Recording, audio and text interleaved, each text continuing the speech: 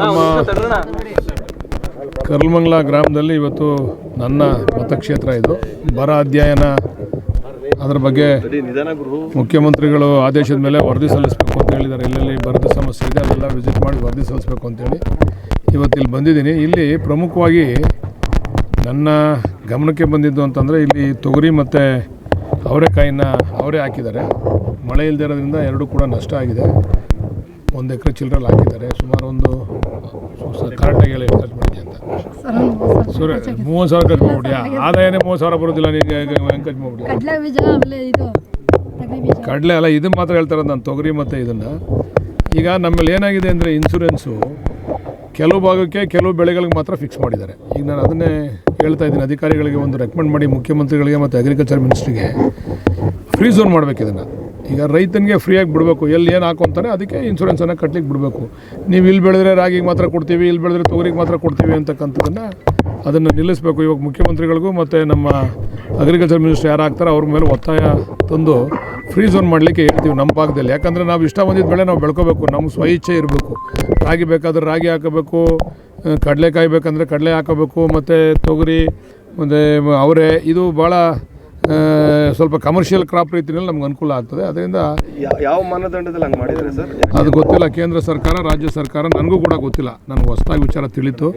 ನಾನು ನಮ್ಮ agriculture department ಅವ್ರನ್ನ ಕೇಳಿದೆ, ಈ ಭಾಗದಲ್ಲಿ ಇದಕ್ಕೆ ಅವಕಾಶ ಇಲ್ಲ ಅಂತಕ್ಕಂಥದ್ದನ್ನು, ಇನ್ಶೂರೆನ್ಸ್ ಕಟ್ಟಲಿಕ್ಕೆ ಅವಕಾಶ ಇಲ್ಲ ಅಂತ. ಇನ್ಶೂರೆನ್ಸ್ ಕಟ್ಟಿದರೆ ಬಹುಶಃ ಇವರಿಗೆ ಒಂದು 20-25 ಸಾವಿರ ಇನ್ಶೂರೆನ್ಸು ಬರೋದು. ಅವ್ರಿಗೆ ಅಟ್ಲೀಸ್ಟ್ ಅವ್ರು ಖರ್ಚು ಮಾಡಿರ್ತಕ್ಕಂಥ ದುಡ್ಡಾರು ಅವ್ರಿಗೆ ಸೇರ್ತಕ್ಕಂಥದ್ದು ಆಗಲ್ಲ. ಅಲ್ಲ, ಕೆಲವು ಭಾಗದಲ್ಲಿ ಇದು ಐತೆ, ಎಲ್ಲದಕ್ಕೂ ಇದೆ. ಬಟ್ ಕೆಲವು ಭಾಗ ಫಿಕ್ಸ್ ಮಾಡವ್ರೆ, ಮಾಡಬಳ್ಳಲ್ಲಿ ಒಂದು ಏನು ಬೆಳಿಬೇಕು, ಇನ್ನೊಂದು ಏನು ಬೆಳಿಬೇಕು ಅಂತ. ಅದನ್ನು ಫ್ರೀ ಝೋನ್ ಮಾಡಿ ಅಂತೇಳಿ ನಾನು ಸರ್ಕಾರನ ಒತ್ತಾಯ ಮಾಡ್ತೀನಿ. ಕೆಲವೊಂದು ಪ್ರಚಾರದ ಕೊರತೆ ಇದೆ ಸರ್. ಯಾಕೆಂದರೆ ಇಲಾಖೆಗಳಿಂದ ಈಗ ಬಿತ್ತನೆ ಬೀಜದ ವಿಚಾರ ಮಾತಾಡೋರು ಅಂದರೆ ರೈತರುಗಳಿಗೆ ಕೆಲವೊಂದು ಮಾಹಿತಿ ಖಂಡಿತ ಕೊರತೆ ಇದೆ. ಆ ಕೊರತೆ ನೀಗಿಸ್ತಾ ಇದ್ದೀನಿ. ಈಗ ಜಿಲ್ಲಾಧಿಕಾರಿಗಳಿಗೂ ಕೂಡ ಈ ವಿಚಾರವಾಗಿ ತಿಳಿಸಿದ್ದೀನಿ. ವಿಲೇಜ್ ಅಕೌಂಟೆಂಟ್ಸು ಮತ್ತು ನಮ್ಮ ಅಗ್ರಿಕಲ್ಚರ್ ಡಿಪಾರ್ಟ್ಮೆಂಟಲ್ಲಿ ಸ್ಟಾಫ್ ಕಡಿಮೆ ಇರೋದ್ರಿಂದ ಕೋರ್ಡಿನೇಷನಲ್ಲಿ ಕೆಲಸ ಮಾಡಬೇಕು. ನಮ್ಮ ವಿಲೇಜ್ ಅಕೌಂಟೆಂಟ್ಸ್ಗಳು ಕೊರತೆನ ನೀಗಿಸ್ತಕ್ಕಂಥ ರೀತಿಯಲ್ಲಿ ಪಾಂಪ್ಲೆಟ್ ಮಾಡಿ ಮನೆಗೂ ಕೂಡ ಯಾವ್ಯಾವ್ದು ಏನೇನು ವಿಚಾರ ಇದೆ, ಇನ್ಶೂರೆನ್ಸ್ ವಿಚಾರ ಇರ್ಬೋದು ಅಥವಾ ರಾಗಿ. ಈಗ ನೋಡಿ, ನಮಗೆ ಎಲ್ಲ ಅವ್ರು ಬಂದ್ರೆ ಅಗ್ರಿಕಲ್ಚರ್ ಡಿಪಾರ್ಟ್ಮೆಂಟ್ ಕರೀಲಿ, ಬಿಡೋದೇ ಇಲ್ವಲ್ಲ ನೀವು. ಅಗ್ರಿಕಲ್ಚರ್ ಡಿಪಾರ್ಟ್ಮೆಂಟ್ ಅವರು AD ಕರಿಯಪ್ಪ, ಡೈರೆಕ್ಟರ್ನ JDನ. ಈಗ ಅಲ್ಲಿ ಏನಂದರೆ ನಮಗೀಗ ರಾಗಿ ಮುಗೀತು, ನಾವಿನ್ನು ಬಿತ್ತನೆ ಮಾಡೋಕ್ಕಾಗಲ್ಲ. ಈಗ ಒಂದೇ ಒಂದು ನಮ್ಮದು ಯಾವುದಪ್ಪ ಅದೇನೋ ಹೆಸರು ಹೇಳಿದ್ರಪ್ಪ ತಳಿ, ಆ ಹೊಸ ತಳಿ 90 ದಿವಸಕ್ಕೆ ಹೇಳೋದೇನು ML ಅಲ್ಲ, ಇನ್ನೊಂದು KMR ತುಂಬ ಅದು ಬರೋಕ್ಕೆ ತಡ್ಕೊತದಂತೆ. KMR ತಳಿ ನನಗೆ ಸರಿಯಾಗಿ ಅದ್ರ ಮಾಹಿತಿ ಇಲ್ಲ ಗುರು, ಸುಳ್ಳು ಹೇಳೋಕ್ಕಾಗಲ್ಲ. ನಾನು ಈ ಸತ್ಯ ಹೇಳಬೇಕು. 90 ದಿವಸಕ್ಕೆ ಬರ್ತದೆ ಅಂತೇಳಿ ಆ ತಳಿನ ರೆಡಿ ಮಾಡ್ಕೊಳ್ಳಿ ಅಂತ ಹೇಳಿದ್ದೀವಿ. ಈಗೇನಾದರೂ ಕೂಡ ಮಳೆ ಅಂದರೆ ಆ ತಳಿ ಕೊಡಬೇಕು ಎಲ್ರಿಗೂ ಬಿತ್ತನೆ ಬೀಜ ಅಂತಕ್ಕಂಥದ್ದನ್ನು ಹೇಳಿದ್ದೀನಿ. ನಮ್ಮ ಅಗ್ರಿಕಲ್ಚರ್ ಡಿಪಾರ್ಟ್ಮೆಂಟ್ ಅವ್ರಿಗೆ ಹೇಳಿದ್ದೀವಿ. ಸ್ವಲ್ಪ ಸಾಕತ್ತು ಕೊರತೆ ಇದೆ ಇಲ್ಲಿ, ಮಾಹಿತಿ ಕೊರತೆ ಇಲ್ಲ ಇದೆ. ಇದು ಈಗ ಜವಾಬ್ದಾರಿ ತೊಗೊಂಡು ಮುಖ್ಯಮಂತ್ರಿಗಳು ನಮ್ಗೆ ಆದೇಶ ಮಾಡಿದ್ದಾರೆ.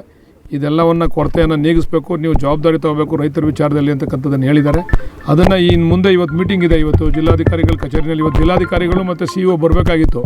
ಮುಖ್ಯಮಂತ್ರಿಗಳು ಆನ್ಲೈನ್ ಮೀಟಿಂಗ್ ತೆಗೆದುಕೊಂಡಿರೋದ್ರಿಂದ ಎಲ್ಲರೂ ಕೂಡ ಅಲ್ಲಿಗೆ ಹೋಗಿದ್ದಾರೆ. ಮುಖ್ಯಮಂತ್ರಿಗಳೇ ನನಗೆ ಮಾತಾಡಿದ್ರು, ನೀನು ಅವ್ರು ಕಳಿಸ್ಕೊಡು, ತುಂಬ ಇಂಪಾರ್ಟೆಂಟ್ ವಿಷಯ ಇದೆ ಅಂತೇಳಿ. ಅಲ್ಲ, ಜಿಲ್ಲೆಯಲ್ಲಿ ಒಂದೊಂದು ಕಡೆ ಒಂದೊಂದು ಥರ ಇದೆ. ಇಲ್ಲಿ ಬರ, ಕೆಲವು ಕಡೆ ಎಲ್ಲಿ ಮಳೆ ಆಧಾರಿತ ಬೆಳೆಗಳನ್ನು ಬೆಳೆದಿದ್ದಾರೆ ಅಲ್ಲೆಲ್ಲ ಕೂಡ ಬರ ಇದೆ. ಎಲ್ಲಿ ಬೋರ್ವೆಲ್ಗಳ ಮುಖಾಂತರ ಬೆಳೆದಿದ್ದಾರೆ ಅಲ್ಲೆಲ್ಲ ಸ್ವಲ್ಪ ಅವರು ಸುಭಿಕ್ಷವಾಗಿದ್ದಾರೆ.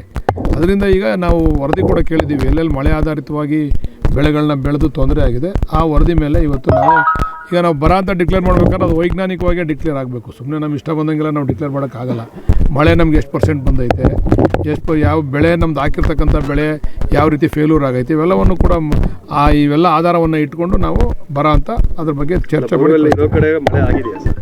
ಬೋರ್ವೆಲ್ ಇರೋ ಕಡೆ ಬೆಳ್ಕೊಂಡಿದ್ದಾರೆ ಅವರೇನೆ ರೈತರುಗಳು. ಆದರೆ ಬರೀ ಬೋರ್ವೆಲ್ ಇಲ್ಲದೆ ಬರೀ ಮಳೆಯನ್ನೇ ಆಧರಿಸಿ ಬೆಳೆದಿರ್ತಕ್ಕಂಥ ಕಡೆ ಎಲ್ಲ ಕಡೆ ನಷ್ಟ ಆಗಿದೆ. ರೈತರಿಗೆ ಪಾಣಿ ವಿಚಾರದಲ್ಲಿ ಕೆಲವು ಸಮಸ್ಯೆ ಇದೆ, ಅದಕ್ಕೆ ಯಾವ ರೀತಿ ಮುಖ್ಯಮಂತ್ರಿಗಳು ಈಗಾಗಲೇ ಒಂದು ಹೊಸ ಇಲಾಖೆನ ಮಾಡಿದವ್ರೆ, ಪ್ರಜಾಸೇವಾ ಇಲಾಖೆ ಅಂತೇಳಿ. ಈಗ ನಮ್ಗೆ ಆಗಲೇ ಆದೇಶ ಕೊಟ್ಟವ್ರೆ ಮಂತ್ರಿಗಳಿಗೆ. 2 ಶನಿವಾರಗಳ ಕಾಲ ಒಂದೊಂದು ತಾಲೂಕು ಹೆಡ್ ಕ್ವಾರ್ಟರ್ಲ್ಲಿ ಕೂತ್ಕೊಂಡು ಬೆಳಗ್ಗೆಯಿಂದ ಸಂಜೆವರೆಗೂ ಎಲ್ಲ ಜಿಲ್ಲಾಧಿಕಾರಿಗಳಿಂದ ಹಿಡಿದು ಎಲ್ಲ ಅಧಿಕಾರಿಗಳನ್ನ ಕೂಡಿಸ್ಕೊಂಡು ಏನೇನು ಸಮಸ್ಯೆ ಇದೆ ಎಲ್ಲನೂ ಕೂಡ ಆಲಿಸಬೇಕು ಅಂತ ಹೇಳಿದ್ದಾರೆ. ಅದರಲ್ಲಿ 1 ರಿಂದ 1.5 ತಿಂಗಳು ಅವ್ರಿಗೆ ಅವಕಾಶ ಕೊಡ್ತೀವಿ. ಕಾನೂನುಬದ್ಧವಾಗಿರ್ತಕ್ಕಂಥ ಎಲ್ಲ ಅರ್ಜಿಗಳನ್ನು ಕೂಡ ವಿಲೇವಾರಿ ಮಾಡಬೇಕು ಅವರು. ಈಗಾಗಲೇ ಸ್ಪೆಷಲ್ ಹೊಸ ಇಲಾಖೆ ಇವ್ರು ಬಂದ ನಂತರ ಶುರು ಮಾಡಿದಂಥ ಇಲಾಖೆ, ಅದಕ್ಕೊಬ್ಬರು ಒಳ್ಳೆಯ ಅಧಿಕಾರಿನೂ ಕೂಡ ಹಾಕಿದ್ದಾರೆ. ನಾವು ಕೂಡ ಜವಾಬ್ದಾರಿ ತೊಗೊತಾ ಇದ್ದೀವಿ, ಅದನ್ನು ಜವಾಬ್ದಾರಿಯುತವಾಗಿ ಮಾಡ್ತೀವಿ.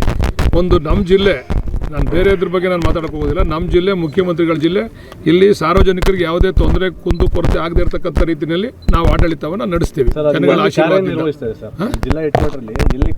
ಇನ್ನೂ ಅದು ಹೊಸ ಇಲಾಖೆ ಆಗಿರೋದು. ಈಗ ನಾವು ಮಾಡ್ತೀವಿ, ಇನ್ನೊಂದು 15 ದಿವಸದಲ್ಲಿ ಮಾಡ್ತೀವಿ. ಅಸೆಂಬ್ಲಿ ಮುಗಿದ ತಕ್ಷಣವೇ ಮೊದಲನೇದಾಗಿ ಎಲ್ಲ ತಾಲೂಕುಗಳಿಗೂ ಹೋಗ್ತೀವಿ. ಒಂದೊಂದು ತಿಂಗಳಿಗೆ 2 ತಾಲೂಕುಗಳನ್ನ ಮಾಡ್ತೀವಿ. ತರಬೇತಿ ಕೇಂದ್ರ ಅಂತೇಳಿ ಅವಾಗ ಹುಲಿಕಟ್ಟೆಯಲ್ಲಿ ಮಾಡಿದ್ರೆ ಅದು ಯಾವ ಹಂತದಲ್ಲಿ? ಅದಿದೆ, ಬಿಲ್ಡಿಂಗ್ ಕಟ್ತಾವ್ರೆ. ಇನ್ನೊಂದು 3rd ಫ್ಲೋರಲ್ಲಿ ಇದೆ. ಇನ್ನೊಂದು 6 ತಿಂಗಳಲ್ಲಿ ಅದು ಉದ್ಘಾಟನೆ ಮಾಡ್ತೀವಿ. ಕೃಷಿಯನ್ನು ರೈತರಿಗೆ ತರಬೇತಿ ಕೊಡ್ತಕ್ಕಂಥದ್ದು, ಅದು ರೈತರಿಗೆ ತರಬೇತಿ, ಈ ವಿಚಾರಗಳೆಲ್ಲ ಗೊತ್ತಿಲ್ವಲ್ಲ, ಇದ್ರ ಬಗ್ಗೆ ಮಾಹಿತಿ ಕೊಡ್ತಕ್ಕಂಥದ್ದು, ತರಬೇತಿ ಕೊಡ್ತಕ್ಕಂಥದ್ದು. ಅದಕ್ಕೆ ಅಲ್ಲಿ ಶುರು ಮಾಡಿದ್ದೀವಿ, ನಮ್ಮೂರಿನೆಲ್ಲ ಶುರು ಮಾಡಿಸಿದ್ದೀನಿ. ಅದನ್ನು ಇನ್ನೊಂದು 6 ತಿಂಗಳಲ್ಲಿ ಉದ್ಘಾಟನೆ ಮಾಡ್ತೀವಿ. ನಾಳೆನೇ ಲಾಸ್ಟ್ ಸರ್ ಇದು? ಇಲ್ಲ 14ನೇ ತಾರೀಕು ಲಾಸ್ಟು, ನಾಳೆ ಅಲ್ಲ 14ನೇ ತಾರೀಕು ಗಂಟೆ ಲಾಸ್ಟು. ನೋಡೋಣ, ಒತ್ತಾಯ ಮಾಡ್ತೀವಿ. ಇದಕ್ಕಿದೆ ಏನೋ ಮಾವಿಗೆ ಈ ತಿಂಗಳು ಪೂರ್ತಿ ಇದೆ, ಈ ತಿಂಗಳು ಪೂರ್ತಿ ಮಾವಿಗಿದೆ. ರಾಗಿಗೆ, ಭತ್ತಕ್ಕೆ, ಅವಕ್ಕೆಲ್ಲನೂ 14ನೇ ತಾರೀಕು ಲಾಸ್ಟು. ನಾವು ಒತ್ತಾಯ ಮಾಡ್ತೀವಿ, ಯಾಕಂದರೆ ಈ ಸರಿ ಸ್ವಲ್ಪ ಬರ ಇರೋದ್ರಿಂದ ಇದು ಕೇಂದ್ರ ಸರ್ಕಾರದ ಸುಬರ್ದಿಗೆ ಬರ್ತಕ್ಕಂಥ ವಿಚಾರ ಇದು.